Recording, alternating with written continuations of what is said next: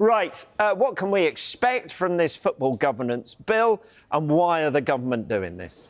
Why are the government doing it? First of all, because they think football is in a mess and they think they are the best people to clean up the mess and regulate football. Look, football has regulated itself ever since it was invented, but the government have looked at it over the past few years, seen all the headlines, they've seen clubs going bust, they've seen the wrong kind of people owning clubs, and they've said we can solve this by having an independent regulator. We've got regulators in other industries. Let's set up a regulator and they will oversee, regulate football, and they will put fans back at the heart of the game. And the kind of headlines we see all the time, hopefully will be a thing of the past. What I would say is be careful what you wish for, because I know football is in a bad state, but look at the government's track record. Where have they been successful? What have they been great at running? If you look at the state of the country, a lot of people would say the last thing football needs is 500, 600, 700 politicians getting involved in running the sport. Silly me, I was thinking because there was an election coming up and they thought it might... Anyway, what powers will they have? And will there be just sort of one person overseeing it, a czar of football governance or something? Yes, I mean, there will be a football regulator. I think an advertisement will be going out soon for that post. I think there's already a chief financial officer, but it is going to be an office of the football regulator. It will cost millions of pounds to run. There will be lots of people working there. I would imagine 10, 20, 30, 40, 50 people will be employed. The main powers that it will have is it wants to make clubs more sustainable. So there's going to be a licensing system. So if you're in the top 5 leagues in England, you will have to have a license. And every year you'll have to apply for the license and you will have to prove that you have the finances to be able to run your club. The issue with that is, what happens if you don't get the license?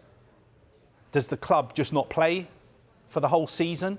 What is going to happen? These are all the kind of things that need to be thought through and legislated for. I think also the regulator will have the power to make sure that money is shared out more equally amongst all the clubs.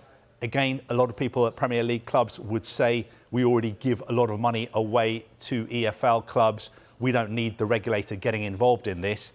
And the regulator will also oversee the owners and directors tests that we have to try and make sure the right kind of people, the right kind of characters own and become directors of football clubs.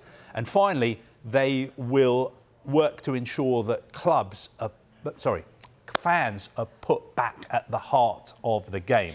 So, for instance, if the owner of your club tries to change the home kit from blue to red, you would be able to stop that happening. Yeah, if he wants to change the badge, or if he wants to move the stadium somewhere else, then fans would have a say in that, and that would all be overseen by the regulator. Again, sounds great in principle, but in practice, how is it all going to work? I just want to rewind a bit, because what I heard you say is this is going to cost tens of millions of pounds to run this thing. So who pays for that?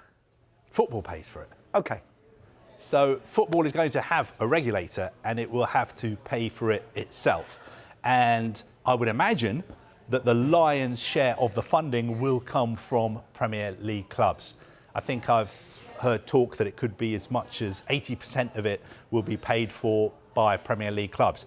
And that is just one of the reasons why Premier League clubs are so unhappy with this, because they say, look at the Premier League. It is the most successful, most exciting, most competitive league in the world. Why are the government getting involved in this? We've got a regulator for the energy industry, water industry, trains, yet we've got the worst and most expensive services in the world. Why do we need these people involved in football? Yes, football has got a lot of problems, but leave it to people in football to sort it out. We don't need somebody from the outside coming in who is supposedly independent, but of course they're going to be appointed by the government getting involved in the running of our affairs.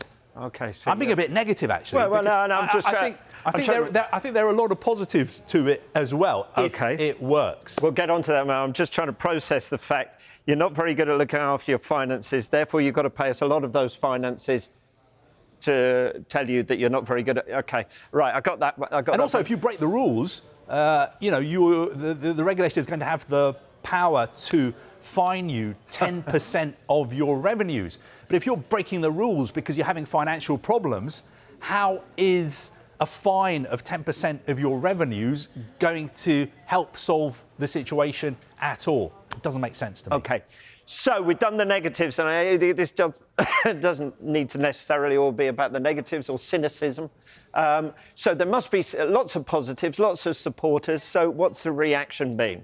I think the reaction from supporters, I think, broadly has been positive. I think EFL clubs welcome this. Obviously, Premier League clubs, the sense I get is that they are totally opposed to having a regulator imposed on them.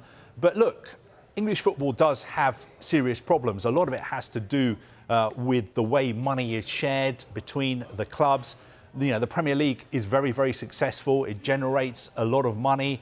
That money, a lot of people would say, should be shared more equally amongst all the clubs in the EFL as well. The Premier League would say, well, we already give a lot of money away, but EFL clubs would say that is not enough. I think the problem we've got is that the Premier League is so successful that it really overshadows everything else. If you finish bottom of the Premier League, you are guaranteed £200 million when you factor in parachute payments.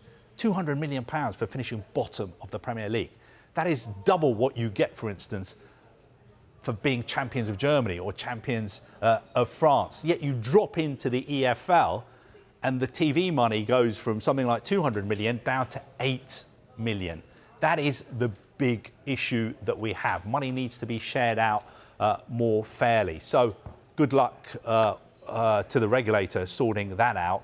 I think on paper, this looks like a good idea, but I think we are going to open up yet another massive can of worms, because there are going to be demonstrations outside the regulator's office every day because fans will be congregating there. Imagine if the regulator takes a club's licence away.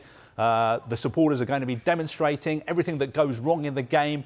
People are going to call for the regulator to sort it out. VAR, why doesn't the regulator sort it out? PSR, FFP, the regulator needs to sort this out. Tragedy chanting, where's the regulator? Racism, where's the regulator? More investment in women's sport, where's the regulator? It is just going to be more and more controversial. Great news for us, because we will have something to talk about, and there will be reporters standing outside the regulator's office every day reporting live. Great for headlines. I'm not sure if it's great for football.